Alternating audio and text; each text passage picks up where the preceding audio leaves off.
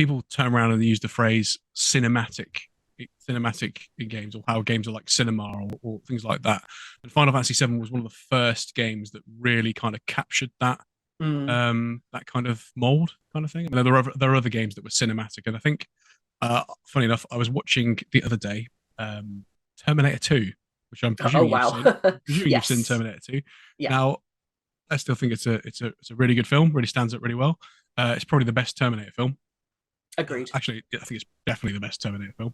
I've got, funny enough, like, hot take. I've got a soft spot for Terminator Genesis, which a lot of people slag off. I haven't seen Genesis yet. I've Right. only seen one, two, and three. I've been a bit leery of all the View others. view Genesis as a parody, and you'll have a good time. Right, Right.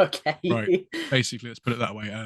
Anyway, like, that's slightly tangential. But when I'm watching Terminator 2, looking at the way the camera angles were and all that stuff, I was watching it thinking, I feel like I'm playing a PS1 game, which sounds Mm, really strange because I think a lot of the survival horror stuff, obviously, like Resident Evil 1 was, as far as I know, I mean, obviously that was influenced by Alone in the Dark, which had like fixed backgrounds technically, but I mm, think Resident Evil 1 on the PS1 had the sort of painted backgrounds with 3D models, mm-hmm. which Final Fantasy VII then went on and used and moved on to be cinematic. So I think, looking at, as I've been doing and diving into the history of gaming and stuff like that, it was just as much a technical achievement as it was a story achievement and gaming achievement. I Mm. think it's probably why it became such a massive splash that era. Maybe, I don't know.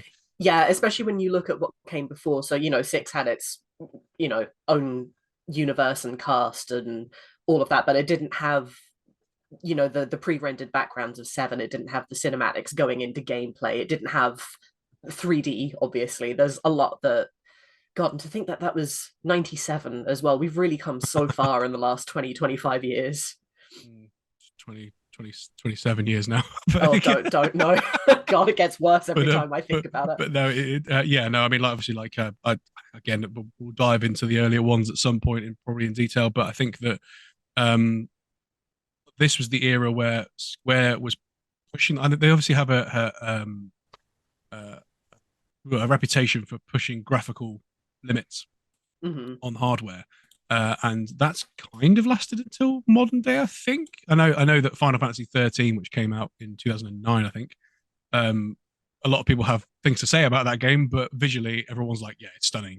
Mm-hmm. Final Fantasy 12, which came out on the PS2, I still can't believe that game came out on the PS2 in 2006. How good it looks. I Uh, always find that PS2 games were honestly, and I still think this at the top of the game as far as graphics goes, that everything had to look better than the PS1, yes, but everything was trying to be its own style as well. It all looks so distinct and just really wonderful and almost nostalgic, but holds up even now, I find.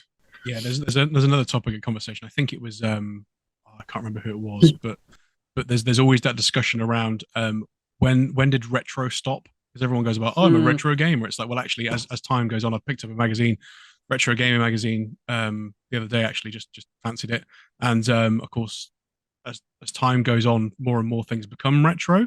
But a lot of people consider Final Fantasy 12 being the watershed moment between retro and modern gaming. really? Wow. Yeah, yeah, Okay. yeah. So, well, I mean, obviously, the argument is that when HD consoles came out, that was the new era. But like Final Fantasy 12 Mm, was kind of like, it felt like a HD game on a non-HD system. Is kind of the angle mm. I'm coming from. I mean, like, the fact it came out on the PS2, if you look at it, it stands up incredibly, especially if you play it with component cables or HD. Yeah.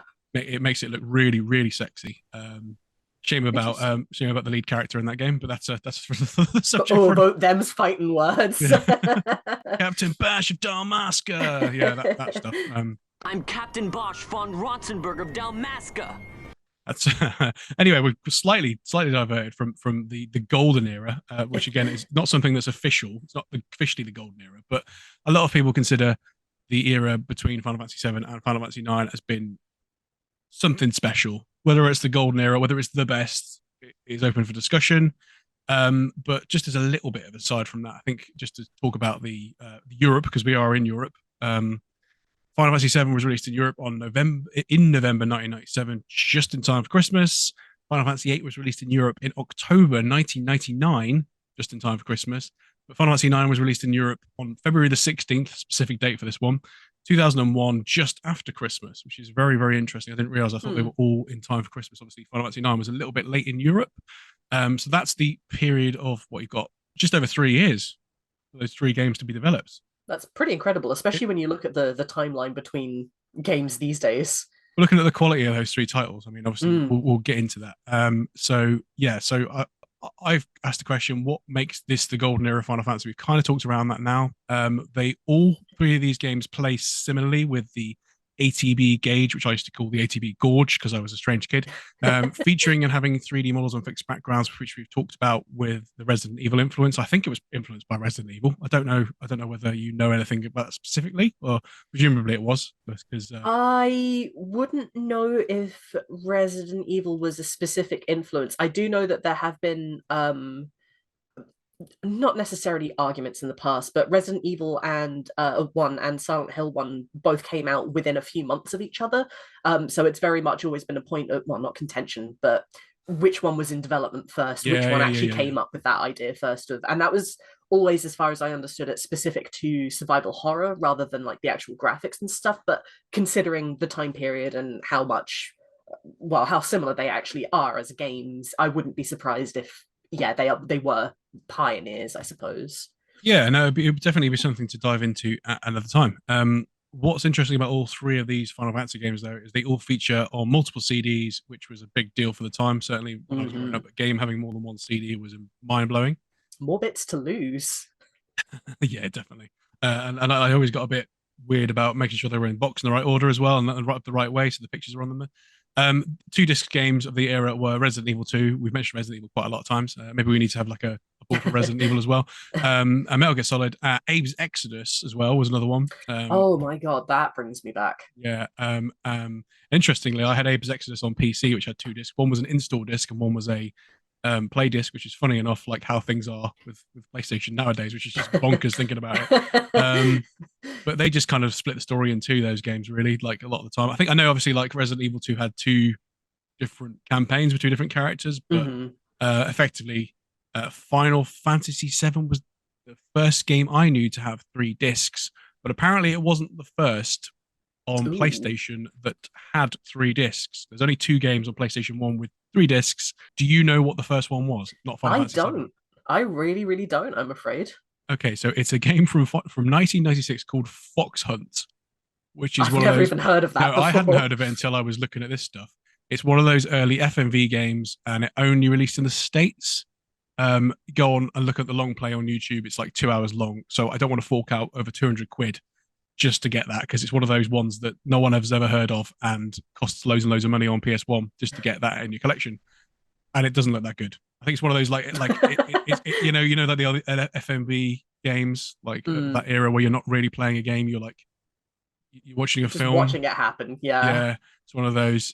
Some of them they're either very very good, those games like Gabriel Knight 2, or they're very very bad, those games like presumably Fox Hunt. So yeah, so for me, I don't know what your experience of this was as well. These three games were the first games, along with Pokemon, I guess you could argue, that introduced me to the official strategy guide for games. Like obviously cheat books came with magazines, but like the official strategy guide for like Final Fantasy was like a prerequisite. I think a lot of the time, I don't think I ever got through those games without at least looking at some form of guide. I don't know what your memories of that is. That's interesting that you say that, because the only golden era strategy guidebook that I actually owned was for Final Fantasy IX, which is dreadful. It really was quite bad. Every other hint is go on to play online. Does play online even exist anymore? It doesn't. No. Wonderful. You can get to. I think you can get to see it on the Wayback. You familiar with the Wayback machine? Yes. Yeah. So when I was looking at my Final Fantasy VIII video to try and find evidence that one of the trailers was, someone anecdotally told me that you could download one of the trailers on the internet, and of course the website's out. I looked back at the Square Soft's 2000 webpage. It has a picture of a squall on it, and of course you can move along to get to the Play Online site. I don't think you can use it. You can see the main page, but it's not functional.